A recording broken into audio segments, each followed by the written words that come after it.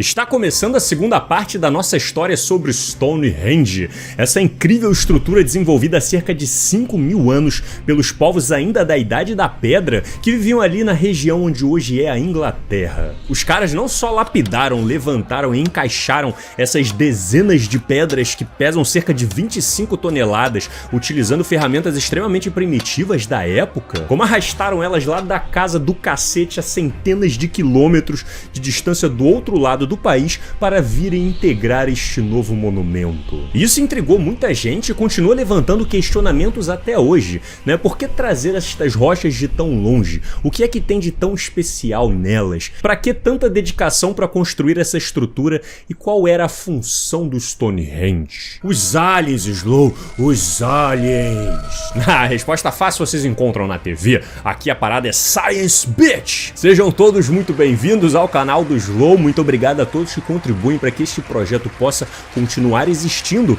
E já que vocês pediram muito pela parte 2 nos comentários e fizemos uma votação com mais de 95% de votos dizendo sim, este momento então chegou. Fazendo uma breve retrospectiva do último episódio, a cultura de enfincar pedras no chão em construções megalíticas na região da Europa surgiu há cerca de 7.000 anos por povos caçadores-coletores que provavelmente já dominavam a navegação. Mais estudos genéticos indicam que o povo que começou a construir o Stonehenge para valer há cerca de 5.000 anos eram descendentes de fazendeiros que viviam no Mediterrâneo e em determinado momento teriam migrado para as ilhas da Grã-Bretanha, levando parte da sua cultura para lá. Mais recentemente, quando os cientistas foram analisar a composição química dessas misteriosas rochas, eles conseguiram identificar com precisão que 50 das chamadas sarcens, que são essas que ficam nessa parte circular do monumento, foram extraídas de uma região que fica a 25 quilômetros do Stonehenge, o que já parece um trabalho um tanto assustador.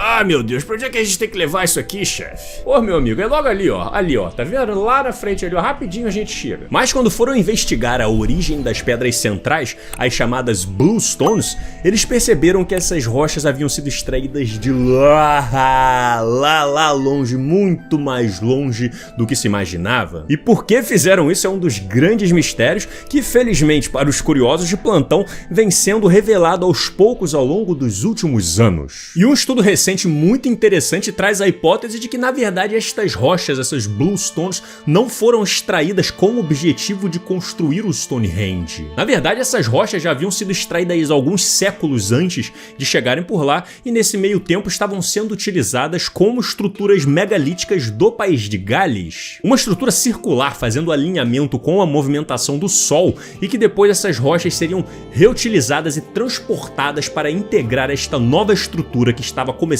a ser construída, chamada Stonehenge, a cerca de 150 a 200 quilômetros de distância de casa. Há algumas hipóteses de como essas rochas que pesavam toneladas eram transportadas a tão longe antes da invenção da roda, e a mais comum entre elas é de que esses povos utilizavam troncos de árvores e iam colocando embaixo, fazendo uma espécie de malha, de esteira, por onde essas pedras poderiam ir derrapando, escorregando e se movimentando ao infinito e além. Outra hipótese é de que eles levariam vários potes de cerâmica cheios de gordura animal até a boca e despejariam isso no chão, fazendo uma cagada gigantesca, formando uma trilha que reduziria o atrito, facilitando que essas pedras se locomovessem. Em 1995, uma equipe de doidões com mais de 100 integrantes resolveu testar a hipótese. Meu irmão, os caras transportaram uma pedra de cerca de 40 toneladas usando essa técnica da gordura em um trajeto muito próximo com o que os seus antepassados fizeram rumo ao Stonehenge. Depois de quase 30 quilômetros de muito suor e sol nas costas, eles demonstraram que a missão é árdua,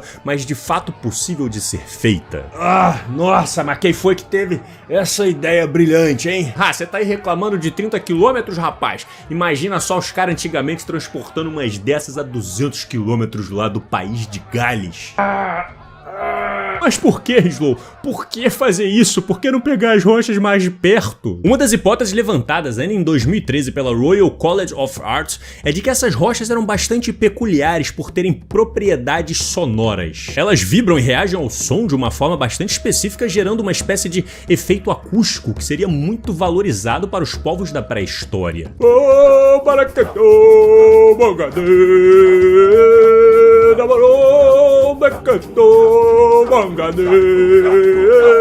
Além de que, se elas já compunham uma estrutura alinhada com o Sol, elas já tinham um valor simbólico muito forte para os povos do país de Gales, o que talvez valeria a pena o esforço para transportá-las para um novo local. Estamos presenciando um marco pré-histórico. Este é o começo de um novo tempo. Uma nova era está por vir. Pois é, uma das hipóteses da construção do Stonehenge seria por uma espécie de acordo de união entre diferentes povos, diferentes tribos que se juntaram ali para fazer essa construção que simbolizaria o começo de uma nova era. Então, ó, cada um traz a sua pedra, a gente junta isso aqui tudo, faz um festão e simboliza o começo dessa nossa união. Pesquisadores já encontraram lá na região várias valas com um monte de restos de ossos de animais, principalmente de porcos, levantando aí a ideia de que verdadeiros festivais aconteciam por ali. É festa na pedra! E quando eles foram analisar a estrutura dos ossos desses porcos, não só encontrados ali na região do Stonehenge, mas também em outras estruturas próximas que provavelmente tinham objetivos parecidos, eles perceberam que os porcos não eram só criados ali localmente para os momentos festivos, e sim trazidos de tudo quanto é canto e ilhas da Grã-Bretanha para dentro desse momento, dessas cerimônias que rolavam. Oba, Stonehenge tá chegando, já tô levando os meus porcos aqui para contribuir. Mas o fato é que até hoje ninguém sabe ao certo e bater o martelo de qual era a real função deste local. Até porque, como a gente disse, ele passou por várias gerações e foi transformado diversas vezes com suas peças modificadas, e provavelmente seu propósito também foi alterado. Ele provavelmente foi utilizado como um cemitério da época, ali enterrando pessoas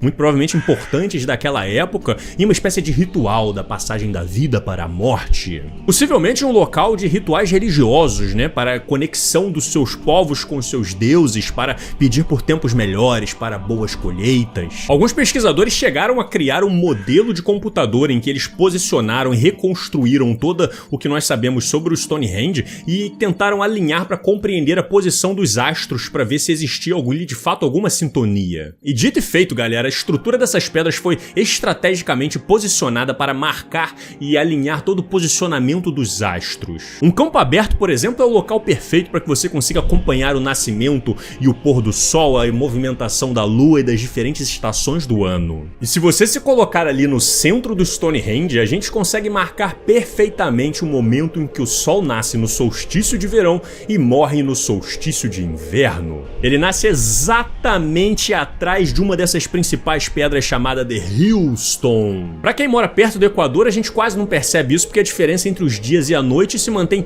muito próximo ao longo das estações do ano. Mas para quem mora mais pro norte ou mais pro sul, afastado da linha do Equador, existe uma grande diferença, onde os verões têm os dias muito mais prolongados, recebendo muito mais luz do sol, enquanto os invernos são muito mais escuros, com as noites mais prolongadas. O que significa que ao longo do ano a movimentação do sol no céu, desde que ele nasce até onde ele se põe, vai se modificando até atingir o seu máximo quando os dias são maiores, e depois ele volta a fechar até atingir as menores noites. E esse ciclo se repete todos os anos, e se existisse algum tipo de tecnologia que conseguisse marcar e datar esta movimentação do sol, então os povos ali teriam muito mais controle do tempo em que eles estão vivendo. Uma noção tão boa para a época que estudos já sugeriam de que o monumento serviria como um gigantesco calendário, com as suas pedras representando os dias, meses em um ano solar de 365,25 dias. Uma das hipóteses, inclusive, é de que eles teriam aprendido parte dessas técnicas de marcação do tempo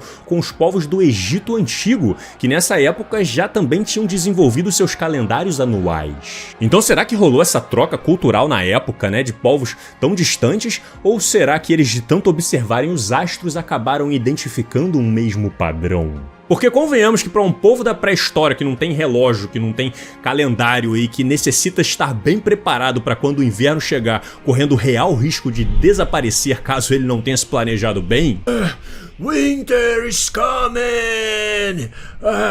Ter uma noção do quanto falta para o inverno chegar e quanto ainda temos tempo de verão pela frente pode ser fundamental para a sua sobrevivência. E o Stonehenge, dentro das suas muitas funções, certamente cumpria muito bem o papel de trazer um pouco de segurança, trazendo previsões sobre o tempo para os povos que viviam por lá. Quanto é que até hoje as pessoas ainda vão lá para o Stonehenge para apreciar e contemplar os dias de solstício que ocorrem uma vez por ano, resgatando um pouco da essência do que os seus ancestrais viveram viveram durante muitos séculos e deixaram lá este registro para que a gente possa apreciar hoje. Mas eles não foram os únicos a deixar este tipo de estrutura para nós. Aqui na Amazônia nós também temos o que nós chamamos de Stonehenge brasileiro, feito por nossos povos nativos há milhares de anos atrás, que também tem muita história legal para contar, em que vocês podem apreciar neste vídeo em que nós preparamos para vocês falando sobre os primeiros brasileiros. Se você quer receber mais vídeos como esse, então se inscreve no canal, deixa o like, deixa um comentário, considera contribuir financeiramente com o canal e fiquem agora com os incríveis apoiadores que garantem a sobrevivência desse projeto.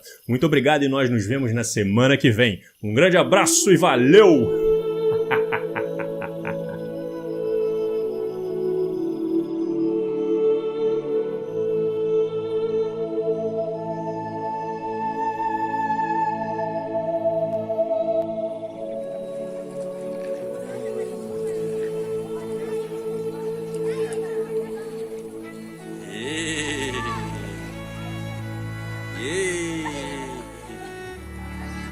Yeah, neném.